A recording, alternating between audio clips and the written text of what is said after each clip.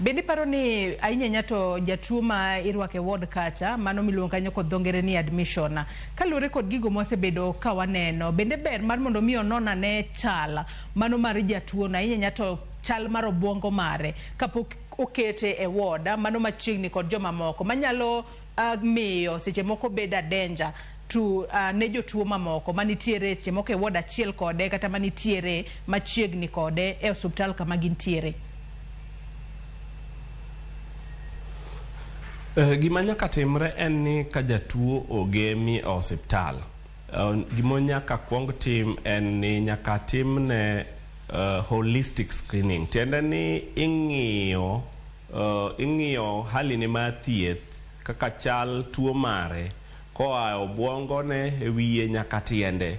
Tiende ni idhi timo nyaka mental health screening minyalo ng'eyo go ni ng'ani pache olokore. To ing'iyo tang'o ma nyalo miyo pache lokre kamoro be jomoko igemo ka gin e koma ok giwuo. Koro mano miyo kinya timo assessment ma mental health screening ni. Koro i end up ni tere e ward ne en critical to kae to koro ka ang' ochiew to en ng'ama ne pache olokore koro olokore gi jowadgi. Koro tiende ni jo machiwo thieth nyaka bed ni monitor kata ng'iyo jotuo ahinya. Nyaka giket measures, safety measures, gigo ma miyo neno ni jatuo obedo e hali maber. Kata jogo ma ogemi ka gikiare, onego bed ni gin monitor gi kendo ging'iyo ni sama koro owuok e koma kata ochier pache duogo. En ng'ama chalo nadi.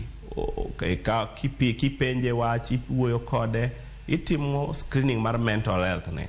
Kapok iriwe gi joma moko. Kora paro ni mano to be mano sebedo ka timore adiera e ute thieth ahinya nyato mago mag piny owacho e counties mopogore opogore pacho kae.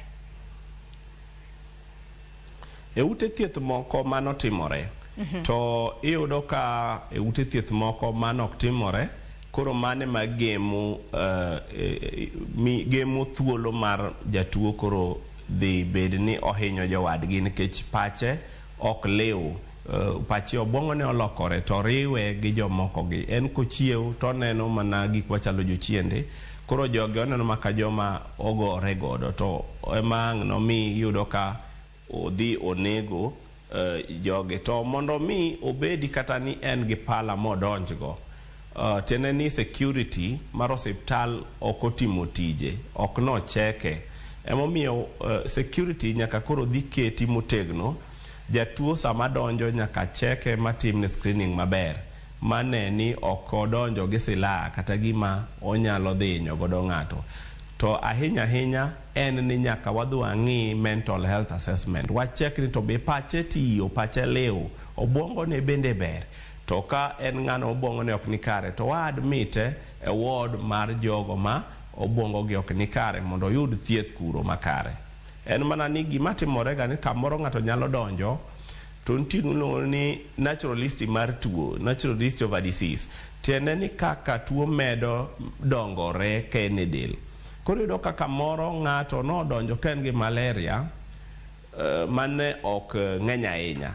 To kamoro yudo ka malaria ni osedhi ochamo obwongo ne moketho pache. Koro ne igeme gi malaria to dhi olokore janeko kachacha. Samoro igeme gi meningitis to dhi loke obedo janeko. Koro mae momiyo. Koro tiende ni jogo machiwo thieth nyaka bedi ni gi monitor kendo ging'iyo jotuo gi hali margi gi kaka pachgi duogo kaka pachgi tiyo.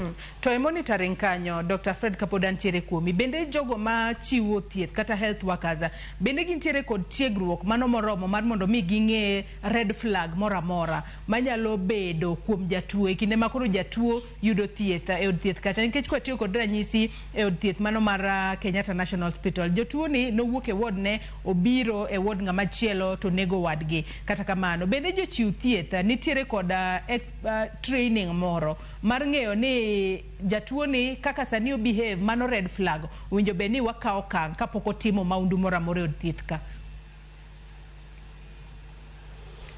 Erokamano, gima timore e counties gi keto chenro makare mar thiedho counties keto chenro makare mar neno ni jochiw thieth otiegi e weche mag mental health.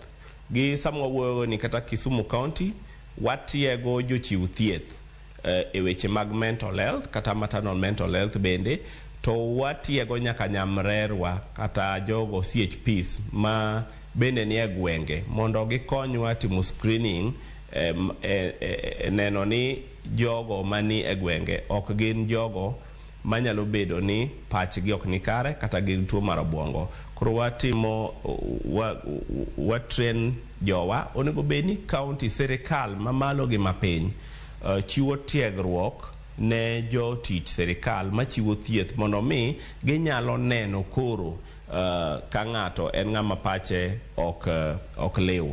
Tok mana jochiw thieth kende, jogo matiyo osiptal te nyaka jo security onego bed nobedo trained, nyaka jogo kata maywecho maluoko osiptal. Ahinya ka Kisumu County wan gi gimiluongo ni health and wellness centers. Gin osiptende matindo ma waneno ni ji otiegi kendo nitiere link connection manitie osiptal kod gwenge kata jopiny maneno ni kata ka bed ni okituo tinyalo dhi adhi osiptal mondo mi ocheki. To nyamrerwa bende wamiyo tiegruok makare mar neno ni kata ka giwuotho e udi ginyalo konyowa e gwenge e screening kata manyo jogo ma kamoro pachgi olokore mondo gigem girifa obi osiptal. Ato ng'ato penja kae ni wang' dede makoro jatend migao mochung' ne wechego mag thieth